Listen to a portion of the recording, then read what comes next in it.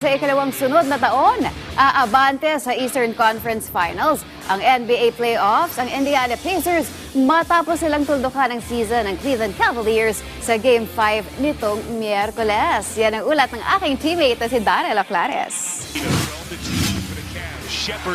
Muling pinatunayan ng Indiana Pacers na hindi basihan ang regular season standings para mamayagpag sa NBA playoffs. Bilang number 4 seed, nagawang makabalik ng Pacers sa Eastern Conference Finals ngayong season matapos na tuluyang pataubin ang number 1 Cleveland Cavaliers sa Game 5 nito lamang Miyerkules sa score na 114-105. Pero hindi naging madali para sa Indiana na tuluyang isara ang serye lalo na't nakaharap nila ang desperadong Cavaliers na naglaro sa harap ng kanilang home court sa Game 5. Magandang naging panimula ng Cavs na nakapagtala pa ng 19-point advantage sa second quarter bago ito tuluyang burahin ng Pacers dahil na rin sa mainit na outside shooting ng all-star guard na si Tyrese Haliburton.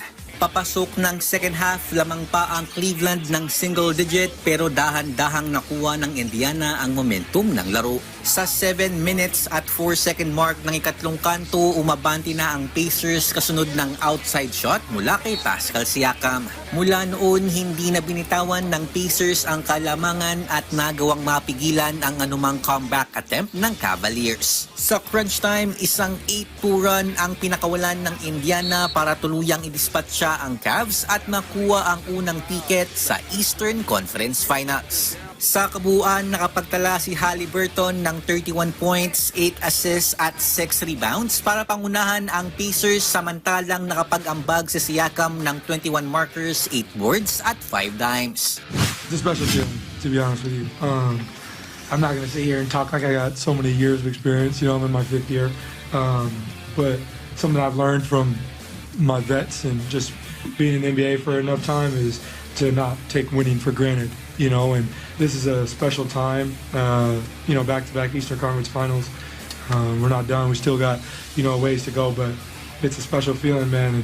And, watching the lottery last night, I remember being our representative at the lottery a couple of years ago and not wanting to, to go back. So it's special, man. Never take it for granted, and for me, it's just like we have a great opportunity. Last year, we literally where we was at last year, and when we got in the summer, we talked about getting better. This is the opportunity now to get better.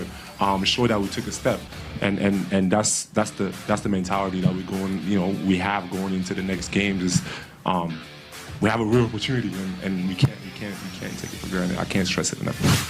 Makakaharap ng Pacers sa East Finals ang mananalo sa serye sa pagitan ng Boston Celtics at New York Knicks. Samantala sa Western Conference naman, naibulsa ng Oklahoma City Thunder ang pivotal Game 5 win kontra sa Denver Nuggets 112-105 para umangat ng 3-2 sa kanilang best of 7 semifinals. Nanguna para sa Thunder si Shai Gilgeous-Alexander na kumamada ng 31 points, 7 assists at 6 rebounds. Darrell Oclares para sa Atletang Pilipino para sa Bagong Pilipinas.